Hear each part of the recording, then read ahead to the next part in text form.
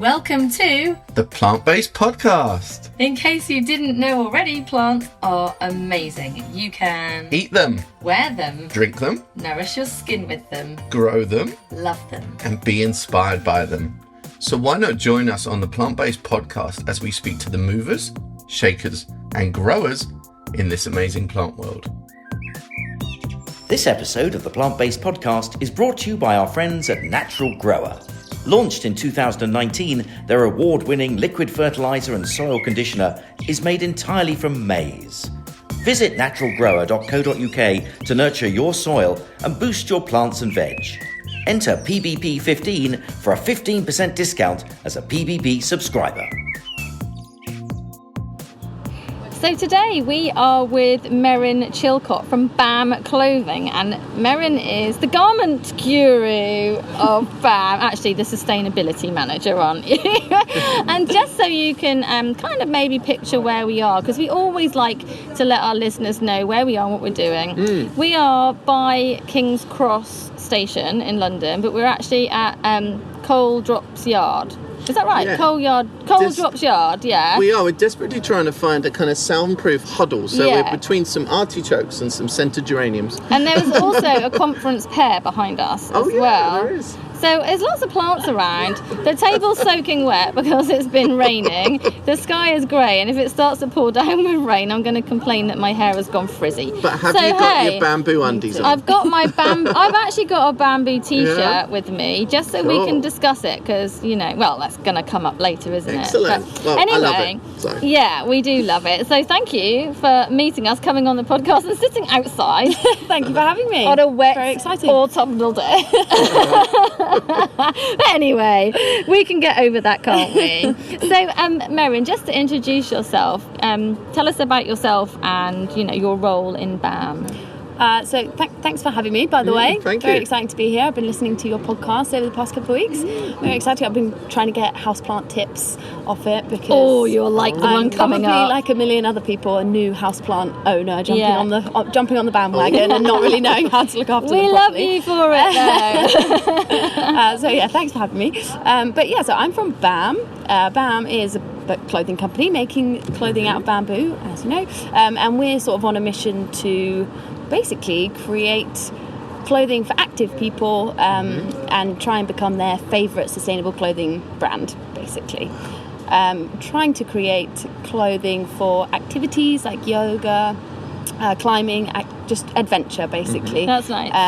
But made from more sustainable and natural raw materials like bamboo, like organic cotton, and as a more sustainable alternative to traditional activewear, basically. That's a little bit about that. That's cool. But I'm And me. amazed with BAM because it's actually been around longer than we imagined, because we've got this like plant-based trend right now. So you'd think that BAM was a new company, but it's not. It's been around a long time, hasn't it?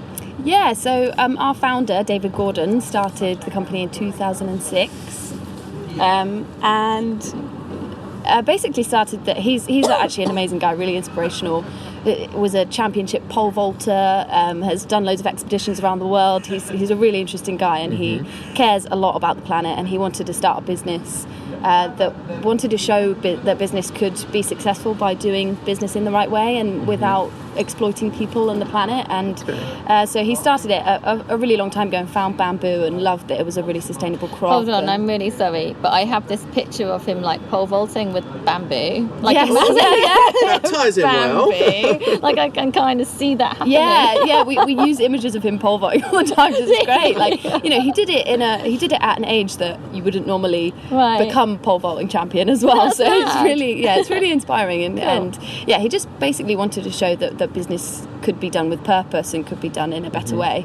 And so yeah, started BAM, found bamboo, and loved how sustainable it was, but also just loved how amazingly comfortable you could make, how amazingly soft it was, and how comfortable the clothing was with it. And yeah, so we've been going 13 years, and started with Dave packing boxes in his living room to now we've got 40 people split between 2 offices, and Wow. and And we're really growing. as well. Yeah, the catalogue's lovely. It's one of those catalogues you kind of drool over a little bit. It's There's become a lovely new stuff age in Argos there. catalogue almost. And it's in my hands. Yeah.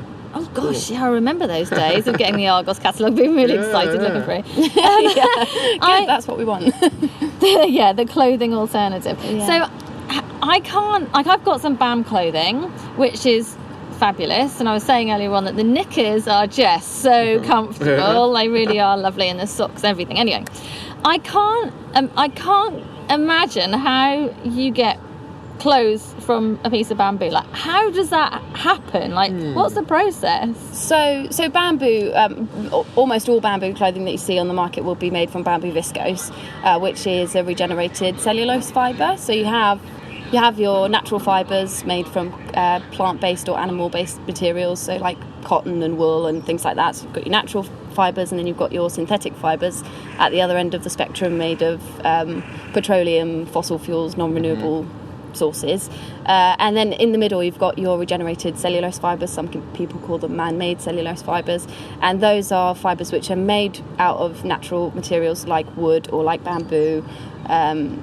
mainly made of trees or bamboo, and then put through a chemical process basically that makes them into the final fibre, and then that final fibre has some amazing attributes of natural fibres, like being biodegradable, and being super absorbent, and so it's got some great performance attributes of natural fibres, but it also mimics in some ways synthetic fibres, which is why it makes it quite a good alternative for more synthetic sportswear kind of thing. It's interesting because fashion as an industry has a massive impact on the environment, doesn't it, in so many ways, and I know it's growing, and it's kind of on track to be one of the worst greenhouse emitters, isn't it? In the coming years. And we do treat fashion as a throwaway, don't we? We're very blasé about it. You know, we can get t-shirts for £2 and trousers for £5, and then we wear them once and we chuck them away, or they might hopefully go to charity and get reused, of course. But as a business like BAM, are you trying to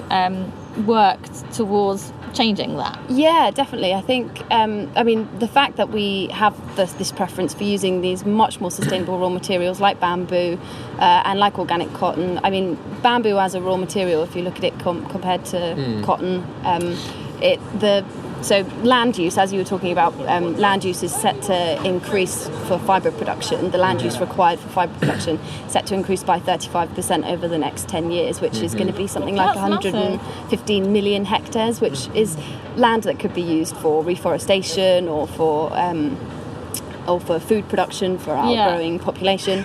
And if you look at the amount of land it takes to create the same amount of fibre from bamboo and from cotton, it's less than a quarter. Right, okay. So the amount of fibre that we can get from using bamboo as a raw material is much higher than using something like conventional cotton. Because cotton's only about a foot tall, isn't it? But bamboo is obviously 12 foot tall. Gigantic. Yeah, makes a lot of sense. And bamboo, the other amazing thing about bamboo is that as a crop, it actually stays in the ground. So harvesting it, you're just harvesting the mature shoots, and the roots of the plant still stay in the ground, which is a really unusual thing for most crops that are used for fibre production. So cotton has to be replanted, trees that are chopped down to make viscose have to be replanted, whereas bamboo can stay in the ground, and actually the majority of the carbon that's stored in bamboo is stored in its root system.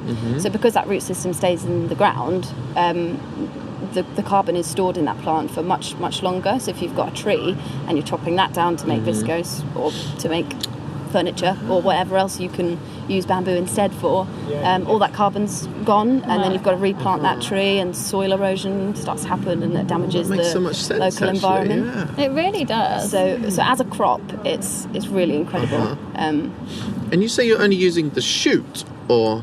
Yeah, so you don't pull up the whole plant, you use mature shoots, so they're different shoots from the plant, and they'll mature at different times. But how much of the shoot are you using when you harvest it? So they'll basically chop a whole stand. Finger. Okay, right. A whole Okay, one, so like a whole length of like maybe 10-foot bamboo. Yes. And it's taken to be processed. Yeah, but I think different species grow in different ways, but the whole plant stays in the ground. So and then they just shoot off more because you'll take away the. I mean, I've done that in my garden. I know. I'll cut the bamboo back. Big mistake because it just shoots up everywhere else. Exactly. So by harvesting it and by using it for fibre production, we're actually almost protecting and prolonging the life of that plant, where it's storing that carbon. So basically, this is the only time that we're happy that bamboo continues to grow and goes mad. I know people have loads of issues with it in this country, don't they? But, in the garden, if it's not contained, it's not great. But we'll talk about that later. But, it is. I love bamboo. Yeah, but in my head, I can't quite get there yet with, like, obviously cotton. I see cotton. You know, you can see the coating around the seed. Kind of looks like cotton. But bamboo, how does it get from being a bamboo stem to being a t-shirt? Like, it's process. That goes through the chemical process. It is a chemical process, and that's sort of, I suppose, one of the things that comes up as a controversy around bamboo. And that it is a chemical process. It is put into chips, and then the chips are broken down, and then they're put into a chemical solution, and then they're kind of fired out of a little shower head, basically, that makes them into this long fibre, and then that's chopped into little fibres, and then when you see the end result, it looks basically like a cotton fibre, and then it can be blended up with other fibres and made into fabric like normal. The chemical process is there, but I think the most important thing for us when we're looking at that chemical process is to make sure that we're working with the right kind of suppliers, and we've gone out and visited all of our viscose producers, and we're working really hard to ensure that we're sourcing from the most the most responsible suppliers out there. But the fact is, chemicals are used throughout textile production, and the point. How would you make clothes without chemicals? So you could. Almost. So lots of. I mean, you can't really make clothes without chemicals. You have to. Even natural dyes are officially they are chemicals, but I think the most important thing and the focus in the industry needs to be on chemical management, and technology will improve and chemistry will improve, but until we get to that point, working with the right sort of suppliers and making sure that you're being transparent through your supply chain, and going out like we have, going out and visiting all the way back to our bamboo source. It's really important to just know what's going on in your own supply chain, and working with the right suppliers who are managing those chemicals properly. It's like a big shift in the fashion industry, and it's going to take years to make it completely sustainable. Exactly, it's like bit by bit, you know. And until that point, we have to reduce our reliance on conventional cotton and synthetic fibres, because, you know, you guys were asking about the difference between bamboo and cotton, and with conventional cotton, we've seen really bad, like, ecological disasters, like the loss of the Aral Sea. I don't know if you know about that, but it's a whole sea in Central Asia has completely disappeared, basically, because there used to be a thriving fishing community there, and you know, back in the 60s they decided that cotton cultivation was more profitable, so they basically used all the Aral Sea to irrigate their cotton crops, and that sea is basically completely dried up, and at one point went from 20 to 40,000 fish per year down to 1,000 fish per year that could be fished from that sea. And it's starting to go back up again now. People are starting to realise the damage that this has caused, but that is due to over-reliance and a massive demand on conventional cotton. Wow. It's like 65% of global fibre usage or something is conventional cotton, and organic cotton's a really good solution, but it's only 1% of that at the moment. And then we've got synthetic fibres on the other side, synthetic fibres take up 65% of global fibre usage. Cotton's around 35%, I believe. And then viscose is a smaller percentage, but I feel it's a really important fibre to help us to reduce our reliance on synthetic and cotton fibres, and we really need to do that to try and reverse some of these. It's interesting that really, like so many of the environmental issues at the moment come back to plants, and how actually it's plants that and how can they've been help used us. or misused. Yeah, Or overused. how they've been used, misused, Yeah. overused. Personally, I think we should just all go back to wearing leaves. Well, yeah. Well, that's almost part of the, if we Okay, like hemp. Sunita. Like hemp is a really sustainable fibre, but if we all decided to wear hemp, if every single person on the planet wore hemp, we'd end up with a load of hemp monocultures. So there isn't a perfect solution, and As It's just about humans, balance. we Yeah. are Yeah. very Need to bad find at balance, getting a yeah. balance, and that's exactly right. We're rubbish at trying to create Yeah. a balance, Yeah, aren't we? It's exactly. either one or the other. Yeah, because Yeah. that brings me on to another question. What other plants are used to make clothes, like commonly then? Because obviously cotton we all know, bamboo we now know, but you also make clothes from hemp? hemp and Bam don't do that, but it is done. Yeah, in but the it is industry. done. Yeah. Yeah. And we're definitely not against Yeah. using hemp as one Okay. of the fibres that we would blend with. So as you can also get linen made from flax plants and Of course, yeah. traditional viscose. So we make our viscose out of bamboo, but traditional viscose and tencel and other man-made cellulosic fibres are made often from eucalyptus trees or other hardwood trees. Which It's the whole world I don't really know No, about. I know, it's amazing. fascinating. which actually from overuse and over demand, we're getting problems with eucalyptus tree monocultures at the moment, which is why bamboo is a really great solution for Right. the man-made cellulosic industry. So yeah, lots of different plants really, and now even post-consumer textiles, we're starting to be able to make textiles out of those. So as long as it's some kind of cellulose, you can make some kind of fibre out of it. So an old Okay. cotton t-shirt, Yeah. in theory, you could recycle that back into making a fibre again. Can I just jump back to bamboo a minute? Yeah. Where is it grown? Because can it be grown in most continents around the world? Or because we can grow bamboo in the UK, Yeah. but is that good enough for clothes production? No, it's not. It's a different Okay. species that Ah, attacks that's people's interesting. gardens in the UK. So there are So lots you of different can't be species. knitting your own knickers, Ellen. No, unfortunately not. I mean, you probably could. You just have to probably Yeah. really I'm not going to be like doing wetting that. it for No, days and that's days. Yeah. So where's the most commonly grown? You've China obviously got is- some farms and Yeah, so I mean, we don't own the farms or anything, but they're not farms necessarily. They're in China. Plantations, I guess. You have plantations. You also have just naturally occurring bamboo forests, which can be harvested by local people. They're like government owned, and they can be harvested by local farmers. It gives them an additional income, and then it's sold back to the government, and then that's sold on to the pulp producers. And they're all sort of trained and taught about harvesting it responsibly and making sure that avoiding deforestation to plant more bamboo, which is obviously not what we want to happen. So yeah, our bamboo all comes from China. It is grown in other continents like South America. I think there's some bamboo, but it's also important that bamboo, we could all go, it's a great carbon sink and we could start growing bamboo everywhere, but actually if it's not grown in the right places, just like lots of plants, if it's not grown in the right places, it then would start to need irrigating, and it would, at the moment, bamboo, when it's grown in when it's grown in the right places and in naturally occurring forests, it doesn't need any irrigation, any pesticides or anything. But if you started putting a plantation in the wrong place, you'd end up You'll having probably to have the fall of cotton, I guess. exactly, Yeah, of course. yeah. Okay. So yeah, it is all over the place.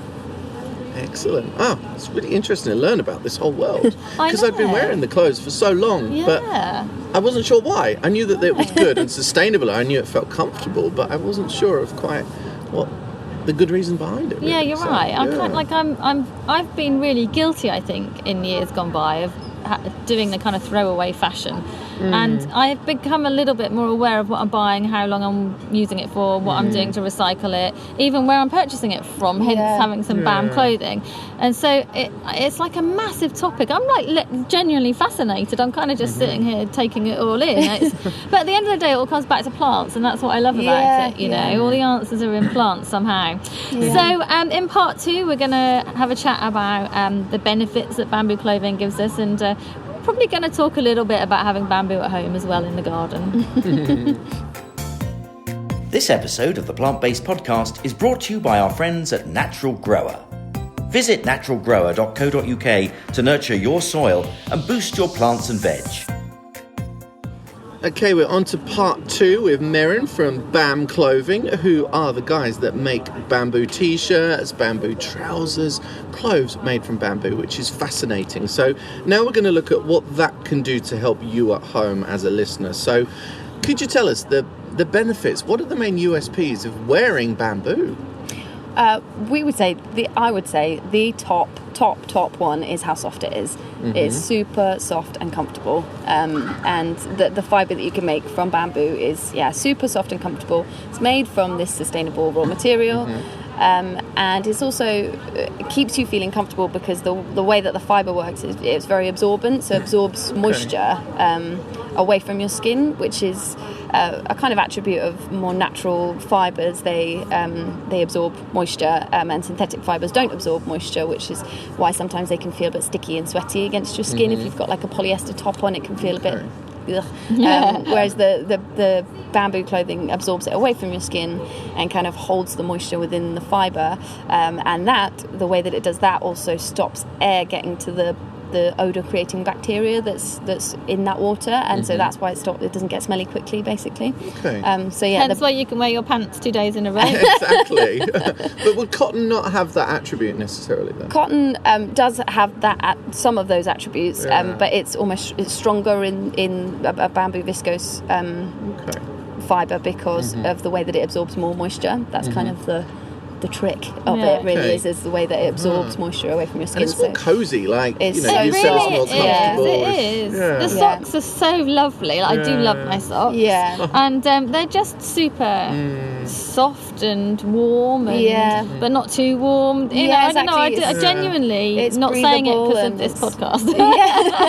It really, really is. But that's kind of we want to create, I don't know, a legging that is your favourite legging. It's the one you always reach for because it's soft and it's comfortable, and that's what people want out of their clothing. They want it to be soft, they want it to be comfortable and sustainable. And sustainable, and so. Well, we wore some we filmed a little piece, some videos for Plant Based Podcast the other week, and we wore a whole outfit was made of bamboo. So I had chinos and a polo top, and obviously the underwear and the socks, and you had I've got a lovely suit. t-shirt, I've got some yoga pants and a jersey top, which is like the softest top ever. Oh, nice. But to look at it, you wouldn't know the difference, because suddenly you hear about this new different material, you're kind of like, oh yeah, but will it be as good looking and fashionable as what I usually wear? And the answer is yes. It just looks the same. You know, I guess it's like vegan food, you know, like people are like, well, I'll miss meat, but then it looks the same as meat. I know.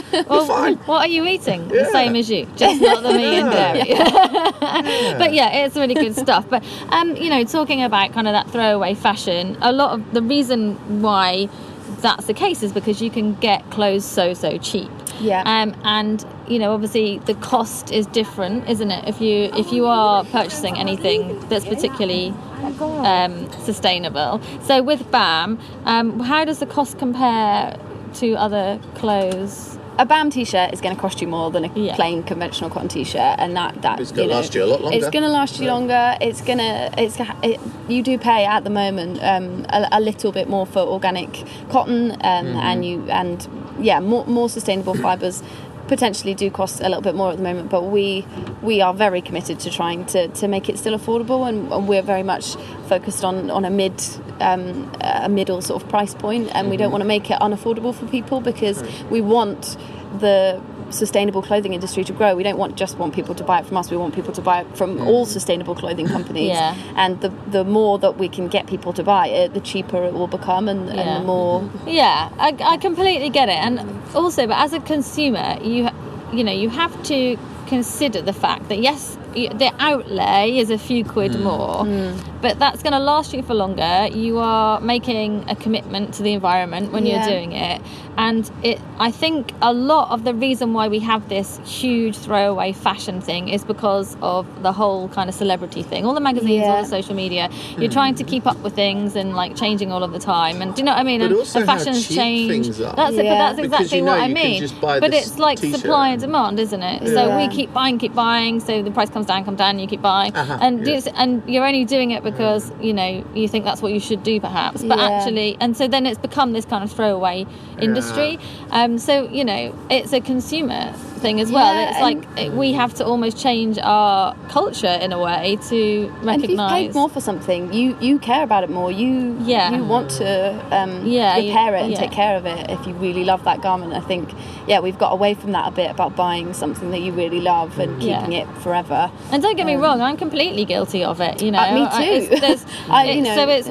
I'm not saying by any means that I don't do it, but it is definitely food for thought. You know, to try and to think about your purchasing But I choices. think the other point is the onus is definitely on businesses to make the right decisions and not pass that all of that cost on to the consumer. As a business selling clothes, we should be doing the right thing, and we should be sourcing the right materials. The price will change over the next 5 years. Bamboo t-shirt will perhaps be, a quarter of the price that it is now. Potentially, it gets Fingers more crossed. normalised as well. Yeah, interesting. So let's just talk about bamboo, shall we? Why do you want to talk about bamboo? Well, funny You that. don't want to complain about I'm bamboo. not complaining. I was actually going to tell you how much I really love bamboo. Yeah. And sometimes when you go to, like botanic gardens and stuff, and they have huge, big bamboo, like loads of different species there. Easy when you're short like you are. When you're short like me, you can't see the top sometimes. But people always carve their names in and stuff. Is that actually allowed? Are you allowed to do that? Like, I think you can't do that. Well, it's like... No, have you not seen that? When people carve their name in the bamboo? But I'm not sure it's illegal, darling. I didn't mean illegal, but I don't think it meant to. But anyway, there's so many different What is species. this tangent? No, sorry. Anyway, there's Where are we? there's loads of different bamboo species. So you were saying obviously that what you grow to use for clothing isn't the same as what we would grow at home in our garden. Yeah, and the same with bamboo that's used for construction and toothbrushes and things like that. Well, of It's course, different. because in Hong Kong and China they use it for scaffolding. Yeah. But you kind of look at it as a Westerner, you're kind of, how's that safe? It's so scary. But of course, they know what they're doing. It's solid, but that's why it's so good and such a good alternative to trees, because it's a grass and it grows like a grass, but it is woody like a tree and it's hard, so it can be used for all those Do kinds they? of I got a uses. question. Do the Chinese farms that are providing the bamboo? Do they know that it's going to clothing? Is the concept alien to them? I don't think it's alien to them, because bamboo clothing made from bamboo probably is mostly popular in China at the moment. Okay. And I would say That would make sense. their biggest customers are domestic customers at the moment. Okay. I wouldn't. It was interesting actually going all the way back to China and going back to our bamboo source and meeting the people running the pulp production and harvesting the bamboo. And they don't know that it's coming to a random little company in the UK, and they find it really interesting. They definitely That's do. cool. Yeah. Because really bamboo is also being used to make some new kind of plates, like picnic plates, kind of stuff like that. I've seen a lot of that, even coffee cups. Yeah. That's right. Reusable coffee cups made from bamboo, which you look at it, it's kind of like, how does it get from that to that? But of course, that's more than my brain can cope with. It's cool though. I like it. Yeah, definitely. Yeah. I remember we've got a corner in our garden where there's some bamboo growing. And, Here comes the bamboo anecdote. No, this is the anecdote part of the podcast. I find this really funny, but you might not. And it's not contained, and it's in the middle of like 3 other gardens, and it's crazy. No one would ever have planted it there. It's really stupid. Don't plant your bamboo in the garden without containing it, or at least keeping it in check. And I decided it had got really, really big, so I cut back the shoots that were the tallest and gave it a bit of air, and it looks better. The structure was better, all in all. And then I looked out of my lounge window probably about 2 weeks later, and it had literally sent up shoots in our next door neighbour's garden. Did you stimulate it? No, but into I'm not. growth? Honestly, I just didn't think. I just wanted to cut down the bamboo, and then after about 2 weeks after that, the new shoots were as tall as mine. I mean, it was just absolutely Didn't it? massive. I remember being at your house. It didn't just come up Did at you the see? side You of the saw garden. It was in the middle of the It was garden. wasn't massive. It was absolutely massive. And I just thought, oh my gosh. And I apologised to them, and they cut it down. They were completely fine, but it did go a bit crazy. Yeah, so there's a bit of a problem with it in the UK, isn't Well, there? People are always like, could you take mine and make some clothes out of it? Yeah, you Doesn't can't. quite work like that, but What is? Do you know the Latin of? Is it philostachus that you use for Yes, but it's got a second bit, and I don't know what that Okay. is. Yeah, probably I'd very have to different. check. Yeah. Yeah, because the one we mostly would grow is like, well, a lot of black bamboo. Black bamboo is actually better Yeah. for invasiveness. It's not as Yeah, invasive, it's so a that's bit much better to kinder. grow. Yeah, but I like bamboo. It's all good. It's all good. Anyway, it's been really interesting and I think really thought provoking as well. Thank you very much. Thank you very much for having me. Where can we find you online? Do you like your website is BAM Clothing? Yeah, bamboo clothing. Bamboo Clothing. Yeah, Nice. it's the website. Yeah. Go check them And out. you do lots of offers. They're often popping up on social media to get a free pair of socks. Oh, actually, I Isn't bought it? you Which guys is a really free nice. pair of socks each. Oh my gosh. Oh, I knew that. I knew That's a moment. there was a benefit to sitting outside in the cold in autumn. Brilliant. I should have given you the socks at the beginning Thank of the podcast, you. and you could have worn them. That's really Yeah. nice. Thank you. It was a good reveal. Cool. Thank you very Thank much, Merryn. you. No problem. Thanks. Thank you.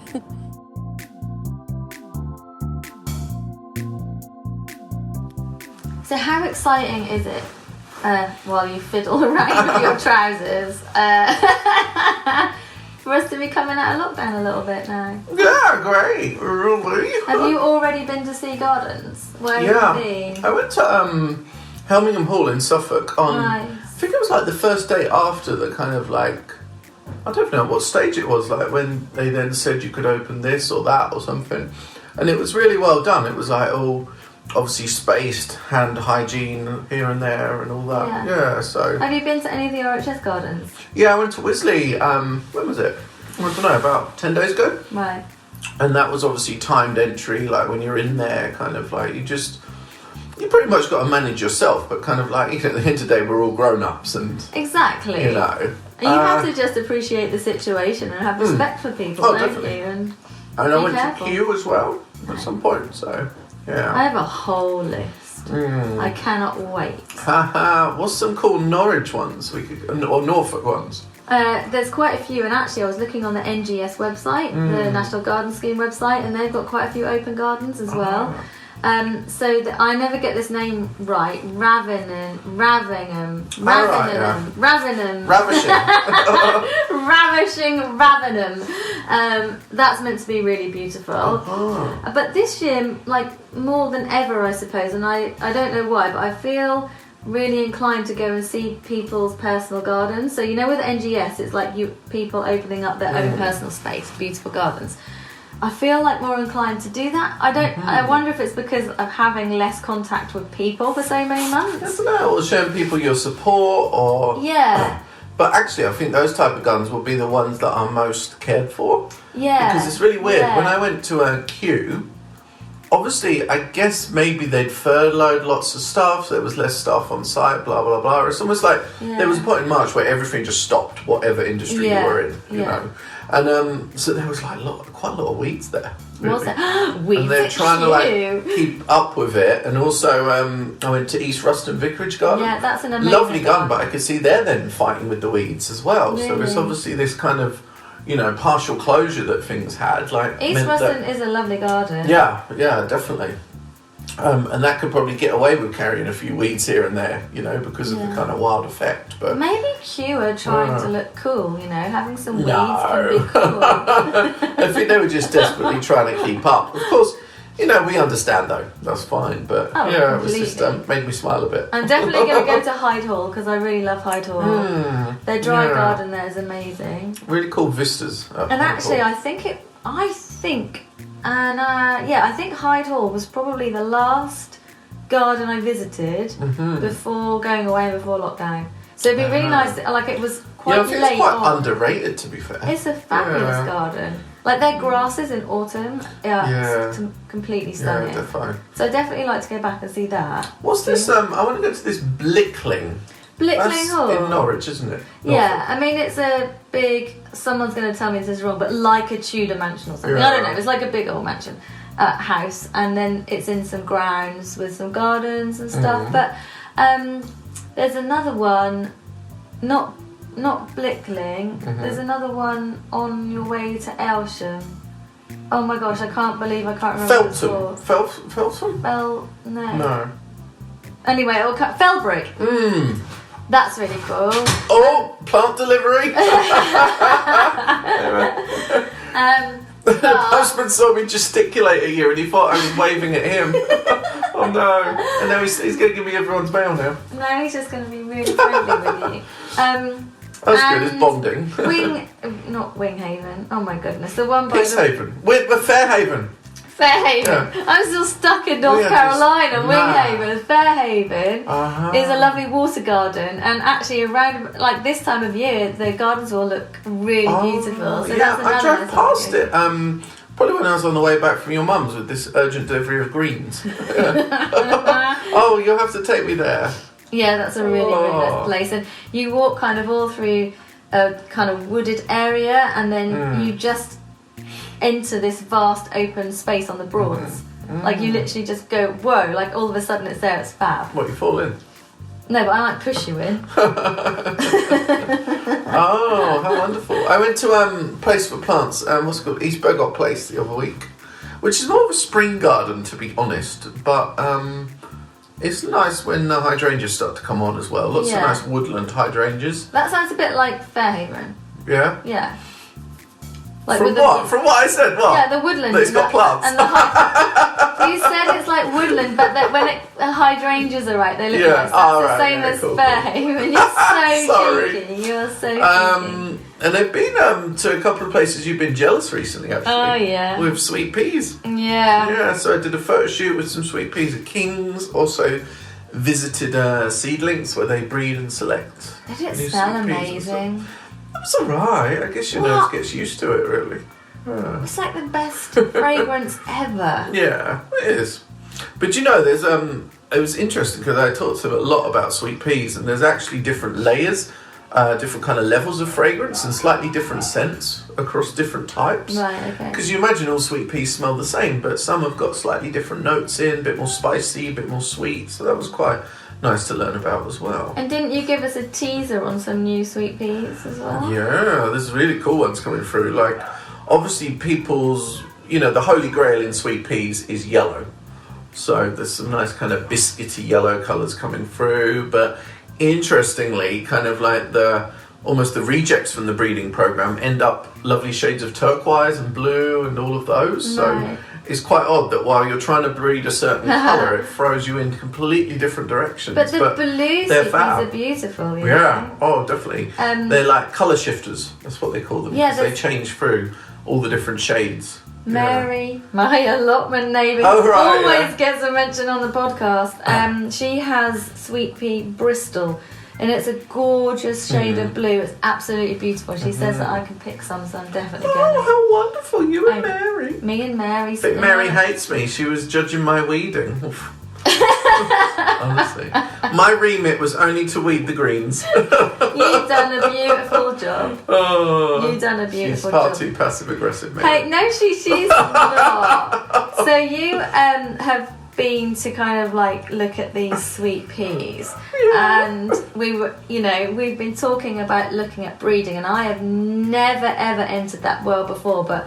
When we done our podcast with Ian from Peterbilt's Roses, and he was talking about breeding roses. Yeah. And like it's literally sparked my imagination now. Yeah. Well, it's weird because one of my first jobs at Thomson Morgan was I did a kind of like almost work experience in the summer, and I took around lots of different areas and just to get a little bit of experience in different departments. And one of those where I spent quite a bit of time in the summer was the breeding site in Woodbridge, and I'd done a fair bit of breeding of some plants, mostly for bascums. I was working on Copper Rose, which is a special seed mix, which is an F1 hybrid. So every time you create that new batch of seed, you need to go back to the original parents. Right. So it's really quite labour intensive, but obviously always needs to be done. So yeah, and I hadn't even thought about breeding since then. But we could try our hand at it maybe next season. I really think we should give this a go. Easy-ish stuff, I don't know. Aqualegias are always fun because they're quite so easy to hybridise and promiscuous. Promiscuous, yeah. I like that. So something that's poppies pretty easy, that is pretty tolerant of maybe like dry conditions, so it's easy for people to grow. How exciting. Something a bit colourful as well. It could be like the plant-based podcast breeding program. Yeah. Oh wow. Maybe we really should. That would be so exciting. Like, I've never done it before. So I would love to learn more about it, but that would be amazing. Yeah, we'd really tap into kind of like obviously a knowledge that I had back then, and also we used to pay for a lot of like plants that customers had bred at home as well. So I remember kind of putting together like the breeding leaflets to show how to do it and such. Cool. It's like, yeah, I have to dig them out. So that can be our goal for next year. Yeah, definitely. Just look at how big my hair is, which is completely off subject, but never mind. Have you had your hair cut since lockdown? Just the once, but this is now.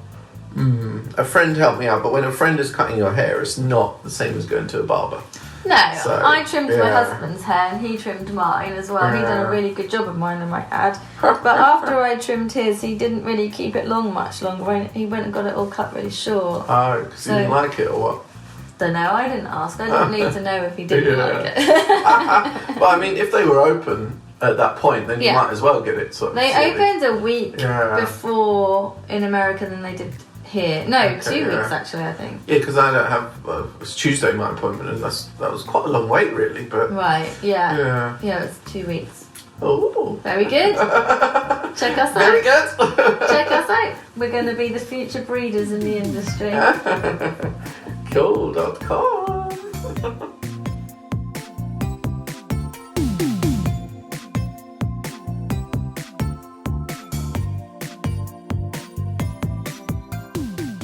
This episode of the Plant Based Podcast is brought to you by our friends at Natural Grower. Launched in 2019, their award-winning liquid fertiliser and soil conditioner is made entirely from maize. Naturally rich in nitrogen, potash, phosphate and other trace elements that plants and vegetables love.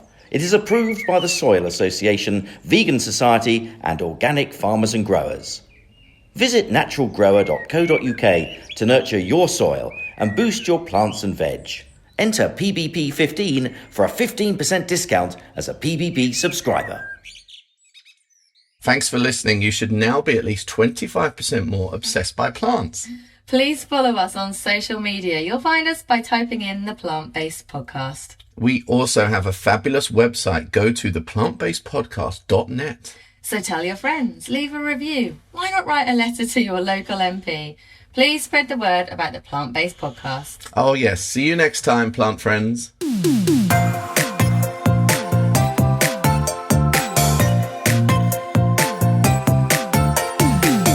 The theme music for the Plant Based Podcast is an excerpt from the song Grow by Mikey James, and our editing is done by Gareth Patch of Semi Echo.